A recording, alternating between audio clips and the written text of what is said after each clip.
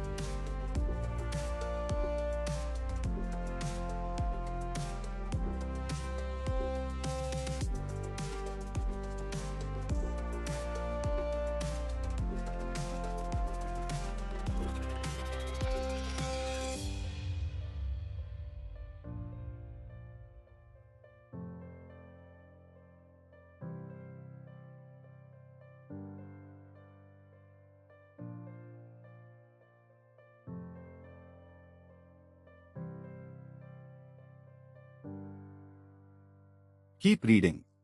Notice where the argument shifts.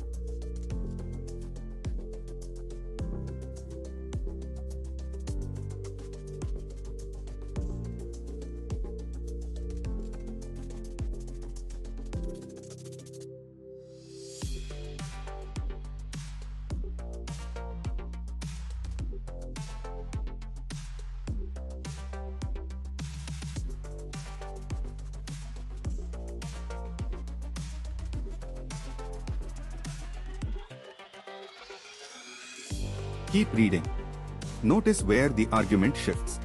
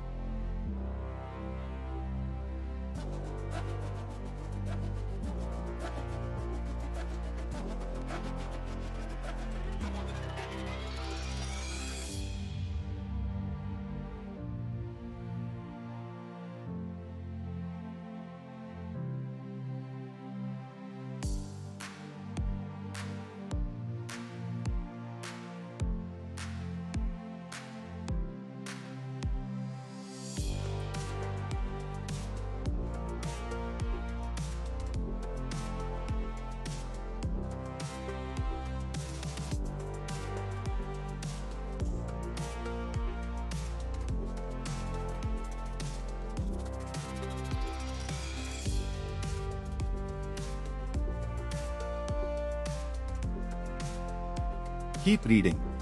Notice where the argument shifts.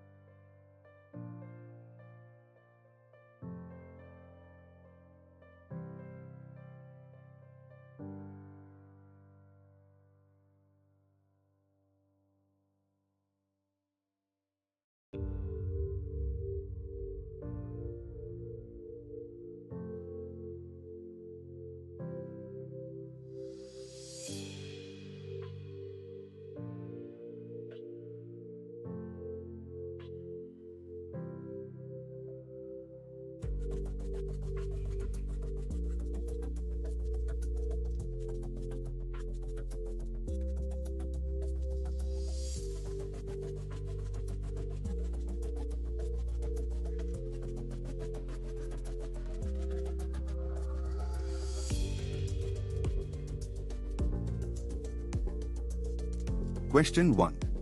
The author's attitude toward those who argue that much profundity is mere obfuscation, paragraph 3, can best be described as, pause if you need longer. Eliminate two options first.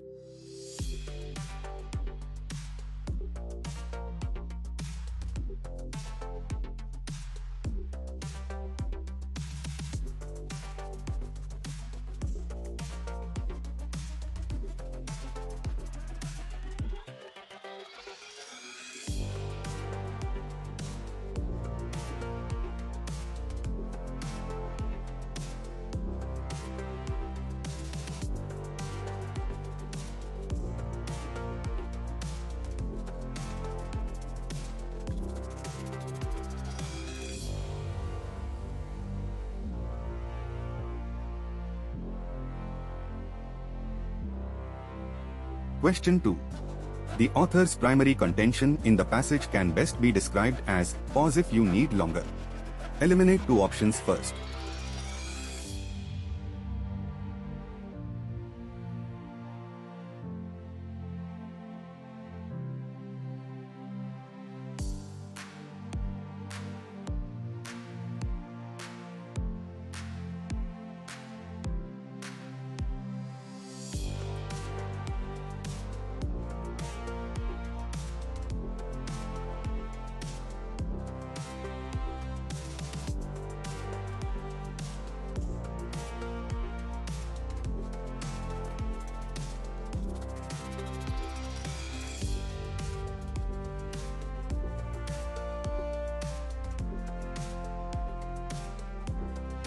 Question 3.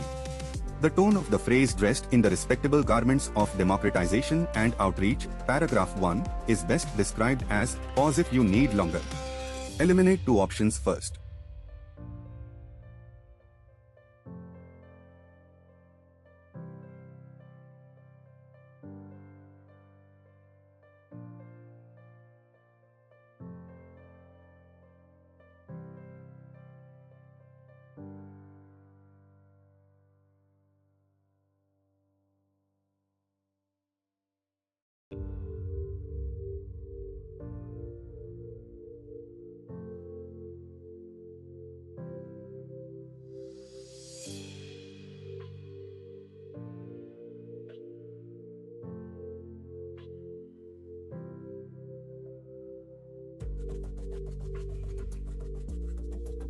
Question 4. Which of the following hypothetical institutional practices would the author most likely endorse? Pause if you need longer. Eliminate two options first.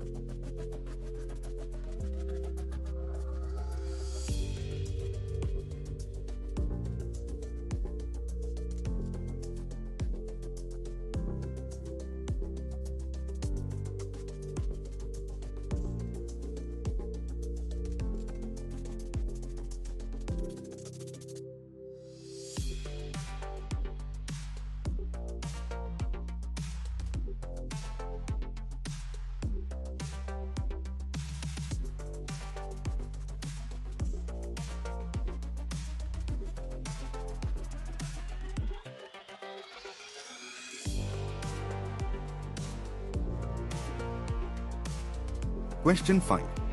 The author's use of the term curatorial paternalism, paragraph 4, implies that institutions which over-explain artworks are, pause if you need longer. Eliminate two options first.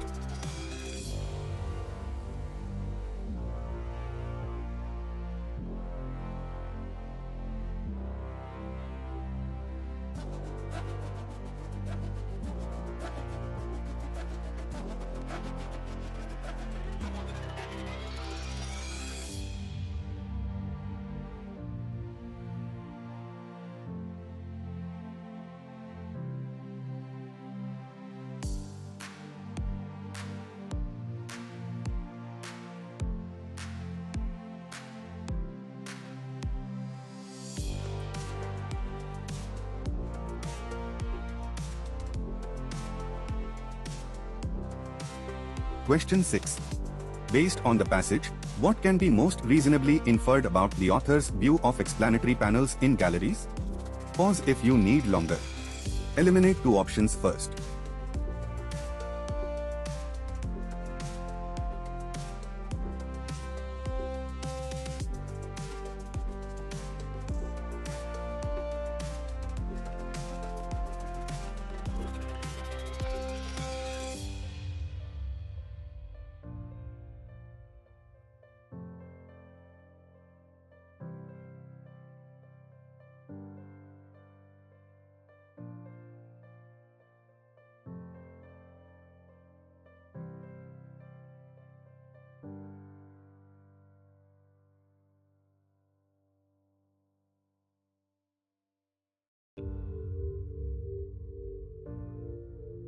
Question 7.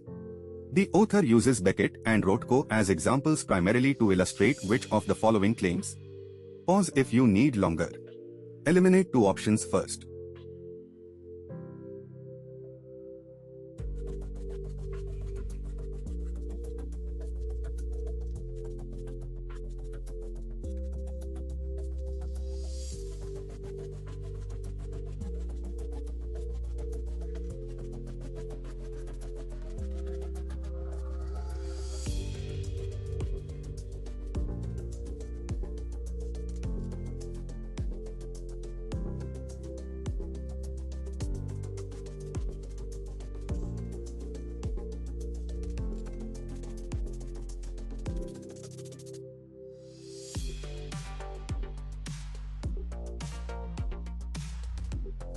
Question 8. The author's engagement with the counterargument in paragraph 3 is best characterized as pause if you need longer. Eliminate two options first.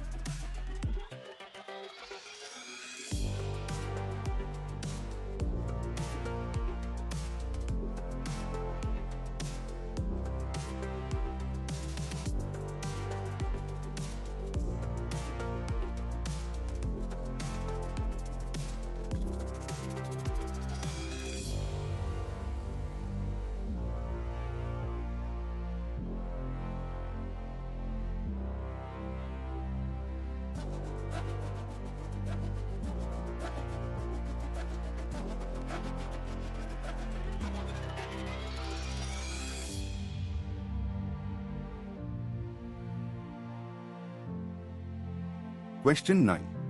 The phrase curating away ambiguity, paragraph 4, most likely refers to pause if you need longer. Eliminate two options first.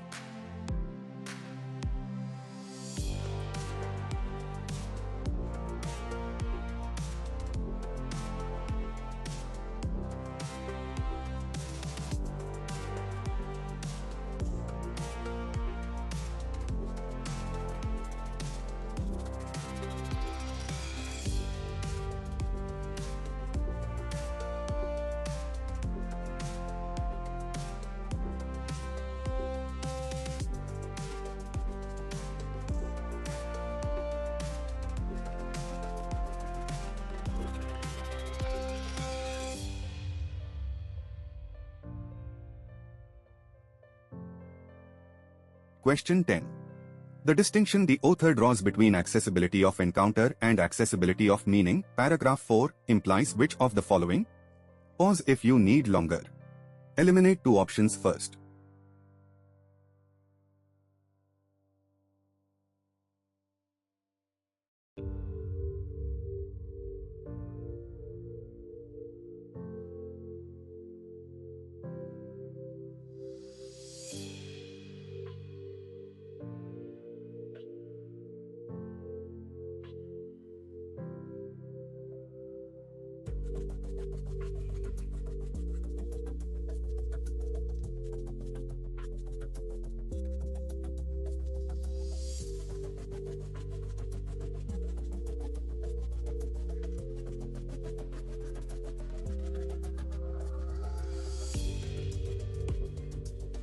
Time's up. Let's go through all 10 answers, one by one. Score yourself honestly. The answer is A. The author opens paragraph 3 by calling the counter-argument potent and explicitly warns against dismissing it with patrician indifference. The author concedes that the charge of elitism is not always spurious and that some difficult art serves the art world's appetite for self-mystification. Yet the paragraph's final sentence reclaims accessibility as invitation, and paragraph 4 reframes the debate, showing that the valid criticism does not defeat the overall thesis. The answer is B. The author's central argument, introduced in paragraph 1 and sustained throughout, is that the institutional drive toward immediate comprehensibility strips art of its capacity to resist easy consumption and thereby generate genuine encounter. This is reinforced by the final paragraph's call for productive discomfort. The author is not calling for a return to elitism, merely defending a certain irreducible difficulty. The answer is C. The word capitulation immediately precedes this phrase, framing institutional behavior as a surrender. The metaphor of garments implies a costume, something worn to project respectability while concealing a less flattering reality. This is the hallmark of sardonic irony, using the vocabulary of virtue, democratization, outreach, to expose what the author views as intellectual compromise.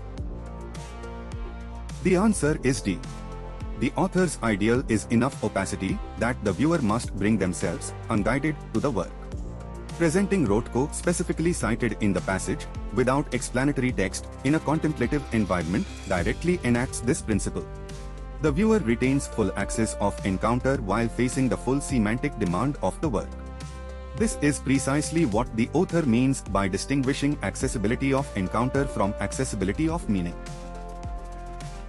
The answer is A. Paternalism denotes benevolent control, acting in someone's presumed interest while overriding their autonomy. The author explicitly flags this as, however, benevolent in intention, signaling that the problem is structural, removing interpretive agency from the viewer, rather than motivational, malice or bad faith.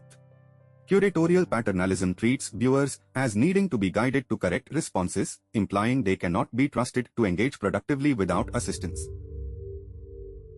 The answer is B. In paragraph 4, the author explicitly states that pre-interpreting works on behalf of audiences transforms the artwork from an interlocutor into an exhibit, something to be observed and explained rather than wrestled with and inhabited. Explanatory panels are the clearest instance of this pre-interpretation. The inference that they produce passive consumption rather than active engagement follows directly from the author's stated logic. The answer is C. The author states, when Rothko's color fields unsettle rather than comfort, when Beckett's syntax collapses into deliberate incoherence, the discomfort is not incidental to the experience, it is the experience. Both artists are invoked to demonstrate the specific philosophical claim, rooted in Adorno and Kant, that aesthetic difficulty is constitutive of meaning, not merely an obstacle to it. The answer is B. Paragraph 3 opens with the counter-argument, of course, is potent and should not be dismissed with patrician indifference, and the author goes on to validate specific aspects of the critique: credentialed obscurity, class-based exclusion, genuine successes of accessible art. Yet the paragraph ends with accessibility, at its best, is not condescension but invitation, a qualified acknowledgement that sets a paragraph 4's crucial distinction. This is a textbook concessive rhetorical move. The answer is C. The phrase appears in a list, festooning galleries, with explanatory panels, curating away ambiguity, and programming experiences calibrated to produce predetermined emotional responses. The list context makes clear that curating away ambiguity refers to the interpretive and programmatic choices that eliminate the viewer's freedom to generate their own meaning, not to removing physical artworks or directing commissioning choices. The answer is B. The author uses the example of a great novel, physically available to all readers, yet demanding interpretive labor, to illustrate that social physical axis and semantic difficulty are independent variables. A work can score high on one dimension without compromising the other. The author's crisis point is when institutions collapse this distinction by pre-interpreting works, removing semantic demand in the name of social axis. Drop your score in the comments, it genuinely helps to compare. Remember, on a CAT-level passage, accuracy beats speed every time. That's RC number 6 done. A new passage drops every week. Subscribe so you don't miss the next one and comment your score.